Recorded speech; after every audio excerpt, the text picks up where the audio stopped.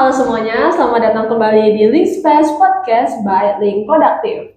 Nah, hari ini kita kedatangan narasumber baru nih, yaitu seorang siswa dari SMKN 1 Cilegon, namanya Kak Yusuf. Halo Kak Yusuf. Jadi Kak Yusuf ini sekarang itu ambil jurusan apa Kak? Sekarang ambil jurusan teknik rekayasa perangkat lunak. Atau software engineering biasanya kalau orang awam. Jadi software engineer ya. Yes, right. Nah, jadi kali ini kita bakalan bahas tentang AI nih Kak. AI khususnya untuk anak sekolah. Pasti pengguna AI doang. Pasti pengguna AI juga dong selama sekolah ini banyak menggunakan AI kan, terutama di jurusan, saya kan berasal dari jurusan IT ya, jadi AI itu lumayan alat utama lah yang cukup membantu dalam proses pembelajaran. Oke, siap. Nah, mungkin lanjut aja ke pertanyaan pertama nih ya. Apa sih Kak AI yang paling sering digunakan Kak Yusuf dan teman-teman SMK nih ya, khususnya di jurusan software engineer? Itu AI yang paling sering digunakan atau apa? Buat AI yang paling sering digunakan sih, yang paling umum ya biasanya sih pasti ChatGPT. ChatGPT itu bisa untuk proses membantu. Biasanya membantu dalam proses menganalisis, entah kita mau menganalisis data kah, atau kita ingin membuat sebuah sistem yang akan digunakan pada sebuah aplikasi. Biasanya untuk membantu proses analisis itu kita menggunakan AI untuk membantu mengumpulkan data-datanya, data-data apa saja nih yang mau dibutuhin gitu. Karena kalau misalkan kita otodidak sendiri ya gitu, itu kan memakan proses waktu yang lama ya. Sedangkan di kondisi sekarang tuh apa-apa serba cepat gitu. Jadi untuk mempermudah kita menggunakan AI, terutama dalam proses analisis data. Itu untuk yang pertama ChatGPT. Yang kedua itu kita di IT kan ada codingnya kayak, ada coding tuh paling umum lah ya, coding.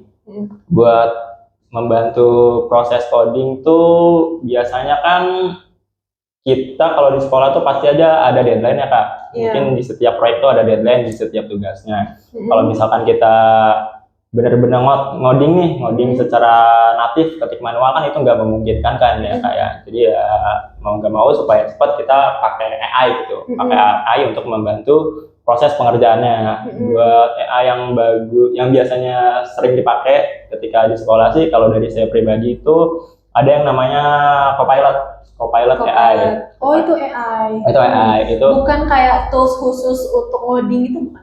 Apa emang itu tuh AI khusus ngoding atau apa? Sebenarnya sih AI untuk open source ya Kak, AI untuk semuanya. Tapi untuk ngoding dibandingkan dengan ChatGPT itu lebih kompatibel lah, lebih akurat dalam memproses sebuah kode. Kalau untuk alat untuk ngodingnya sih kita ada alatnya tersendiri ya kayak namanya itu kode editor. Kalau misalkan di IT sebutannya. Kode editor.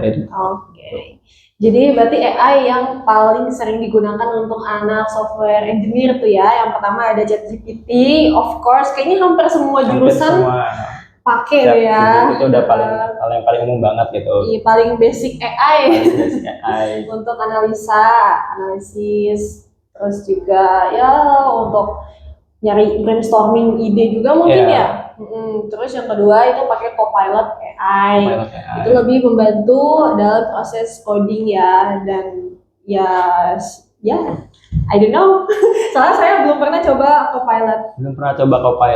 Sebenarnya sama aja kayak ChatGPT sih Kak sebenarnya. Bedanya kan kalau ChatGPT itu setahu saya dari Google ya, maaf kalau salah, dari Google. Kalau misalkan Copilot tuh dibuat oleh Microsoft. Oh iya. ChatGPT tuh Google bukannya. Kalau Google tuh bukannya Gemini. Kalau ChatGPT tuh dari apa ya? Tahu nggak? Operator itu nggak tahu ya. Pokoknya Copilot itu dari Microsoft. Jadi AI-nya itu cuman berbeda dari perusahaannya lah ya. Dari perusahaannya. Gitu ya. Tapi bisa jadi beda perusahaan, kegunaan AI itu bisa beda tersendiri juga. Bener.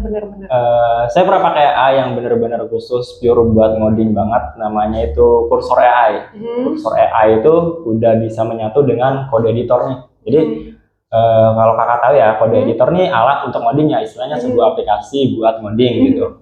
Istilahnya kalau misalkan mau bikin surat mah pakainya Microsoft Word lah gitu. Kalau misalkan mau ngoding nih pakainya kode editor. Kode editor nih udah disatukan dengan si AI-nya ini. Jadi kita tuh nggak perlu buka-buka AI lain gitu, nggak perlu buka-buka aplikasi lain. Kalau misalkan kita mau nanya, misalkan ada error mau nanya sesuatu gitu. Jadi kita bisa buka AI-nya di situ, kita nanya nih, misalkan ada masalah nih di codingan nih, ada yang error. Kita bisa nanya nih problemnya apa aja, cara penyelesaiannya apa aja, dan si AI-nya bisa langsung bantu di situ. Dan bahkan kita nggak perlu otak-atik lagi kodenya. Si AI itu bisa langsung otomatis nge-generate dari kesalahan itu. Oh, I see, paham. Itu salah satu teknologi baru juga. Teknologi terbarunya ya.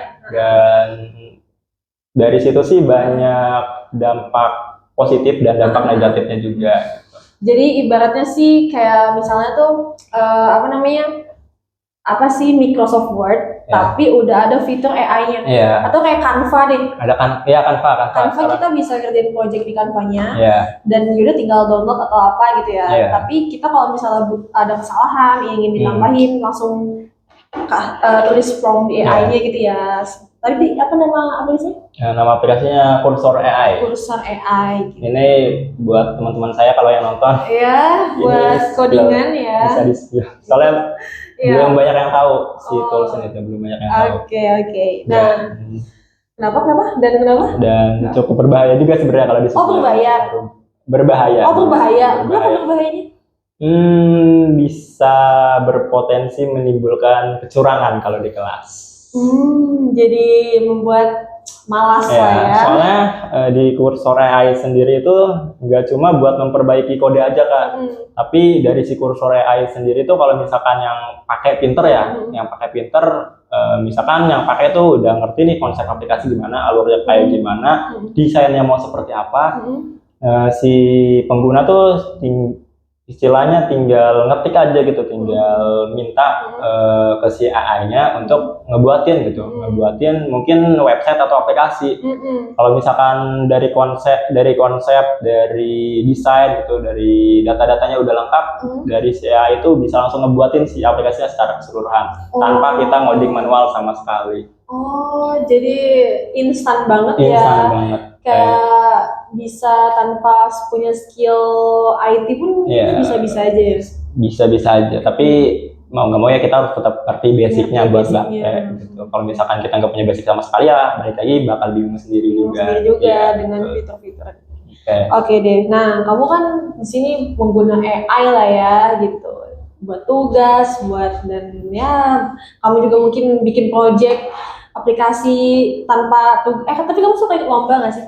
Lomba sih suka sih Kak, sekarang kebetulan lagi ikut lomba festival tingkat nasional, tapi buat di SMK ini saya jarang sih Kak, soalnya nggak pernah dikasih kesempatan. Kemarin kebetulan ditawarin sama guru buat ikut LKS tingkat nasional juga sebagai website developer, full stack website developer. Itu sebenarnya saya pengen ikut, tapi karena ditawarkannya di kondisi ketika saya sudah kelas 12 atau kelas 3, saya pikir-pikir lagi, saya menolak karena saya takut di manajemen waktu saya gitu. Karena di kelas 12 tahu sendirilah Kakak gitu, kegiatannya ada apa saja. Sibuk ya, benar-benar. Nah, terus kan tapi udah pernah ikut lomba lah ya. Dan itu kan jadinya kalau ikut lomba tuh berarti satu tim gitu atau individu? Buat lomba sih untuk bidang software engineering ya, mungkin di dalam bidang IT software ataupun website itu bisa di dalam tim ataupun individu gitu. Kalau misalkan individu tuh disebutnya full stack developer. Full stack developer. Karena individu. Jadi informasi ya di dalam tim IT itu sebenarnya dibagi-bagi sebenarnya. Istilahnya di dalam satu perusahaan itu ingin membuat sebuah aplikasi. Di dalam sebuah perusahaan itu memiliki 4 developer nih. 4 developer nih nggak mungkin dong, maksudnya kerja sendiri-sendiri, pasti dibagi dan dipecah-pecah. Ada yang ngurus istilahnya tuh desain si aplikasinya. Itu bisa disebut desainer grafisnya. Desainer grafis. Itu lebih ke UI UX, betul. Dan yang kedua tuh ada si pembuat kerangka depan aplikasinya atau front end developer. Yang kedua tuh ada back end developer untuk membuat si sistem aplikasi itu berjalan. Yang ketiga adalah database manajemennya. Iya, kebayang sih. Jadi dan terakhir ada apa? Dan jikalau keempat ini dijadikan satu, itu disebutnya full stack developer. Jadi satu orang itu bisa menguasai semuanya. Benar-benar sih. Dan di lomba juga ya bisa menyesuaikan gitu, bisa dipecah menjadi tim, bisa dipecah menjadi individu juga. Tapi kalau tugas akhir, udah ada tugas akhir belum? Udah sebentar lagi, bulan depan. Nah itu berarti perannya full stack, maksudnya kayak individu harus all rounder, semua bisa 4 job tadi, atau kelompok kalau tugas akhir? Full stack. Jadi kita selama yang kita pelajari selama 3 tahun di SMK itu dikeluarkan semua di tugas akhir.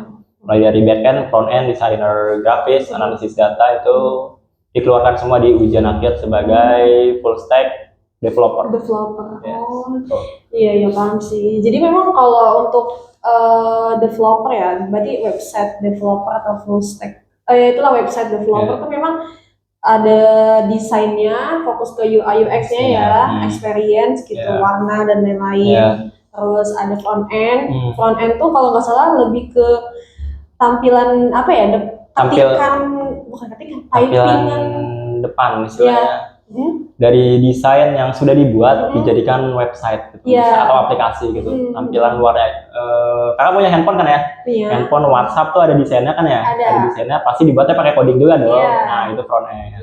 Fitur-fiturnya juga nggak sih? Fitur-fitur itu urusannya backend nggak? Karena masuknya udah ke sistem. Yang backend itu fiturnya. Terus tadi database itu lebih ke sumber data-data, ibaratnya bank datanya nggak sih? Bank data yang akan disimpan di aplikasi itu ada apa aja. Begitu. Tapi kamu ada belajar SQL nggak? SQL belajar itu sebenarnya sebuah bahasa pemrograman untuk manajemen sebuah database. Itu ini kan masih masuk ke database itu kan? Masih masuk, itu sebuah mungkin hal utama dalam pembuatan database itu pasti pakai SQL. Atau biasanya kalau saya sering pakainya MySQL sih kan, karena free. Apa ini yang hackan gitu? Hackan enggak dong, MySQL free. Kecuali pakai Oracle atau Project yang lainnya itu berbayar. Dan kebetulan di sekolah juga diajarinnya itu sih.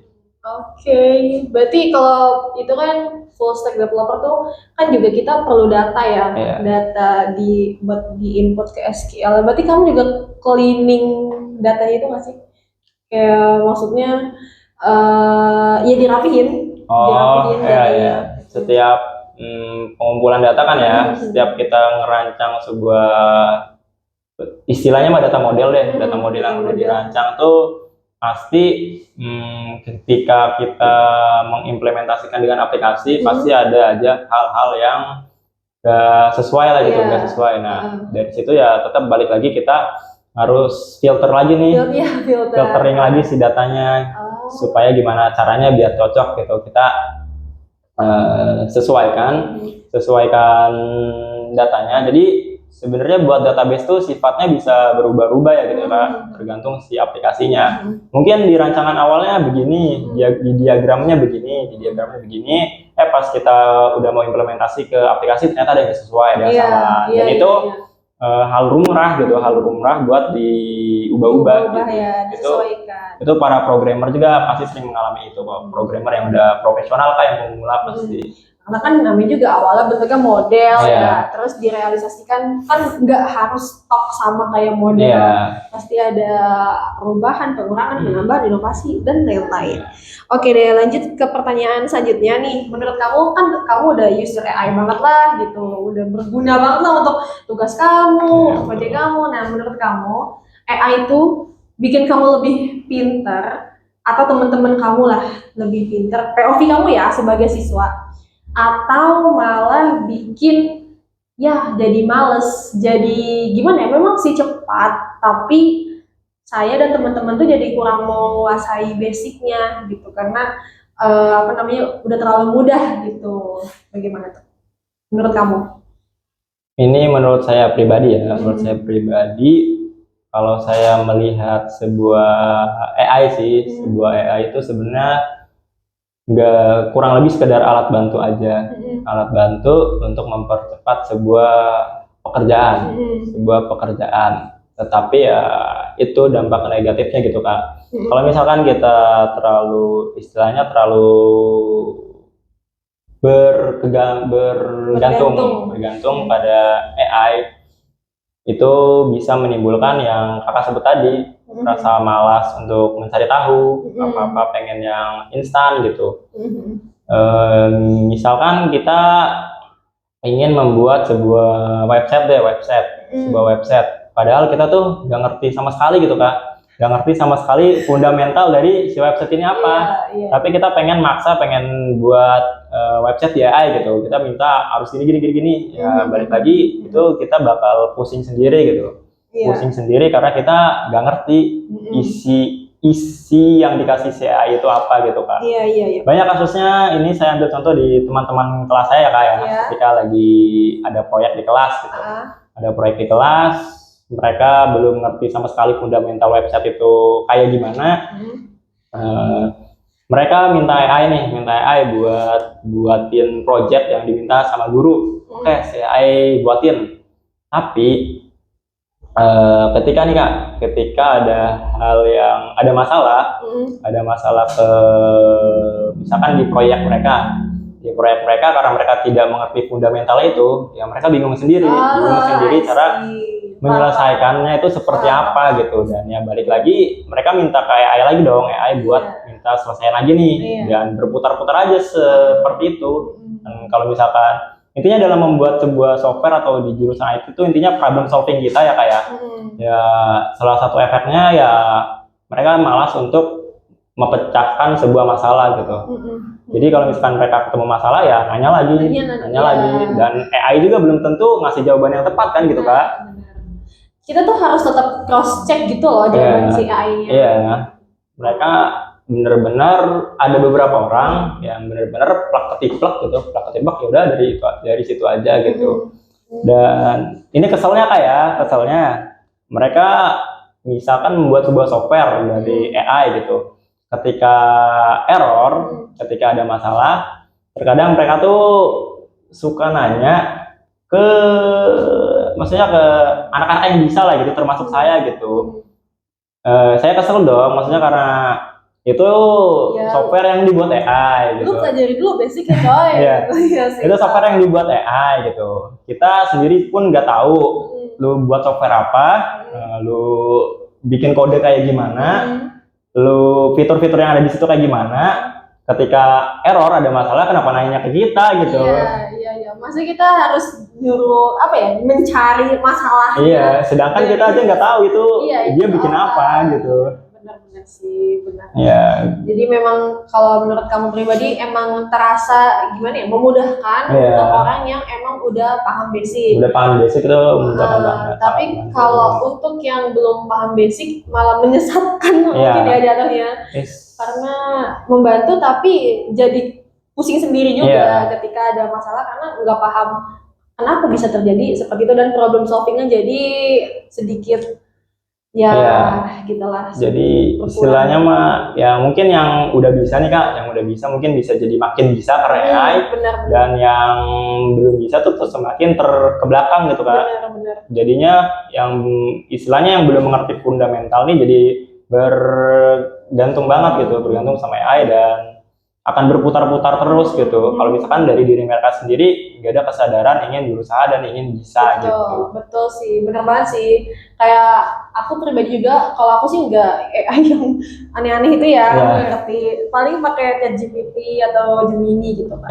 Tapi selama proses penyusunan skripsi itu, kayak baca dulu jurnalnya, baca nih udah paham, baru nyuruh AI buat kayak aku tuh pengennya apa gitu, pengennya ngambil apa. Karena kan males juga sih ya, males untuk nulis lagi, parafrase lagi. Aduh ketahuan nih. Tapi ya caranya tuh begitu, udah tahu isinya terus nyuruh AI buat ringkas gitu tentang poin A misalnya. Nah, ketika udah dapet tuh hasilnya kan kita baca. Tapi karena kita udah ngerti, jadi oh aman, atau kayak oh kayaknya ini nggak aman deh, mendingan kita ubah sendiri lagi. Gitu. Jadi membantu tapi bukan bergantung. Balik lagi ya, kita harus menyesuaikan lagi apa yang dikasih dari si AI tersebut. Benar. Saya juga sama kok Kak, kemarin kan bikin laporan PKL tuh, laporan PKL. Oke lah, saya pahami dulu strukturnya gitu, isinya apa aja gitu. Saya laporan PKL tuh bingung di perangkaian kata ya Kak, itu kan harus formal banget tuh. Itu dari saya buatin dulu template kata-katanya, baru dia saya kasih ke AI buat coba deh kamu buat perbagus lagi kalimatnya gitu, baru kita ambil. Benar. Jadi jangan plak-plak kita nanya terus minta gitu, pasti hasilnya nggak sesuai juga dan banyak salahnya. Betul banget. Iya sih, apalagi kalau orang yang kalau ngerjain suatu hal gitu ya, kayaknya kamu juga ngerasain sih. Kadang tuh nggak cuman pengen hasil, tapi juga harus sesuai standar kita gitu, harus sesuai standar kita punya standar sendiri gitu. Alhasil hasil dari AI, kayak aku pernah nyobain AI tentang buat bikin PPT atau itulah adalah namanya. Tapi aku tuh lebih milih dari Canva, karena menurutku nggak sesuai standar aku nih gitu. Kayak oke, simple memang, tapi kayak aduh ini penempatannya di sini kayak aduh nggak mau gitu loh. Kayak pengennya tuh dari Canva, meskipun perlu waktu ekstra 1 hari lah ya buat ngedesain sendirinya kayak gitu. Nah, kamu juga pasti ngerasain itu nggak sih tentang penggunaan AI ini gitu? Ya betul. Terutama dalam misalkan saya ingin membuat proyek kayak gitu, terutama sih mungkin di bagian desain sih kalau saya. UI UX gitu ya. Pakai ini nggak Figma gitu? Pakai. Itu tools utama banget. Wah, saya nggak paham sih pakai Figma, pusing banget, layer-layernya mending Canva. Saya biasanya ngoding, misalkan buat website tuh yang pasti sih desain di Figma dulu ya Kak ya, tergantung kemauan saya sendiri dan kemampuan. Saya bikin website bukan buat tugas juga Kak, kebetulan saya buat orang lain juga Kak, lumayan buat tambah-tambah lah gitu. Jadi freelance ya. Jadi freelance gitu. Ya, saya sesuaikan juga dengan kemauan saya dan kemauan misalkan istilahnya klien lah gitu. Klien seperti apa, saya mulai desain tuh dari awal step by step, mulai dari beranda sampai istilahnya ke footer gitu.